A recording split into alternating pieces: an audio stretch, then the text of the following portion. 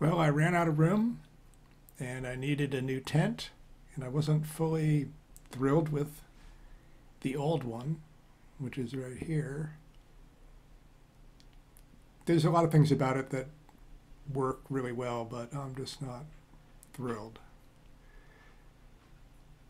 So I thought I would get a brand new, fresh start. I am keeping the old tent because I'm a plant person and I'm always getting more plants and running out of room. But this is a chance to start over with some better components. And you can see through the window here, I use some nice metal display racks.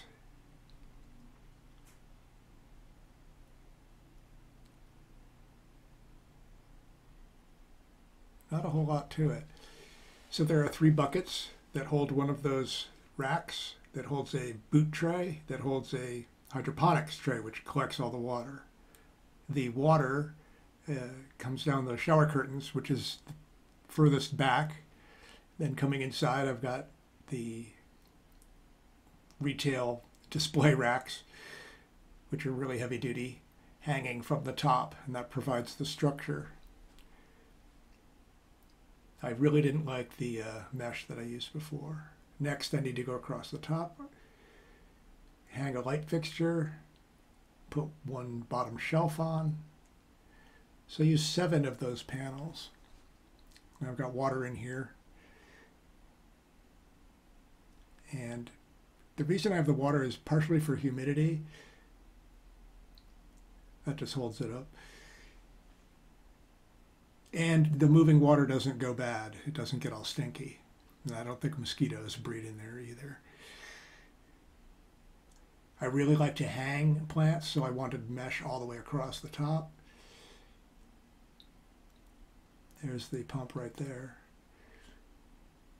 A very important component is never spray the water up above the lip, no matter how secure you think that plastic is, of the tray.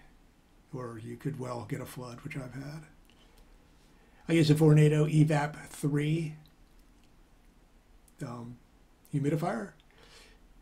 Pretty much run it on full all the time. The light fixture that I use it really dries things out. More so than the metal halide light that I use in my tent downstairs. So it's always a learning curve.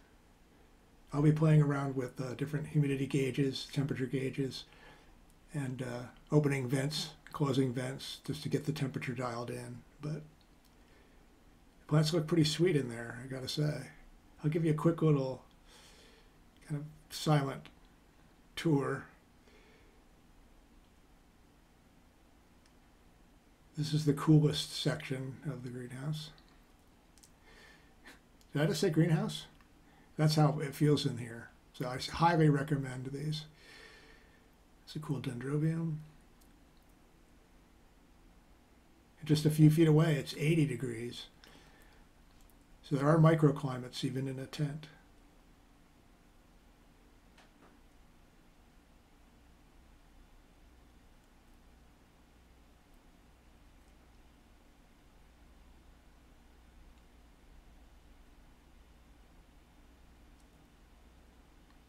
I didn't label the big Hoya in the middle there, but I think you know what that is. And over on the other side, it's 84 degrees and 80 up in this corner. So you can move your plants around just a few feet one way or another if you know what's going on with the temperatures, and it can make a big difference over time. Just don't do it too often. Thank you for watching this video. I really appreciate it. Please subscribe to the PhytoMan channel. It motivates me to make these better and better each time. Until then, bye.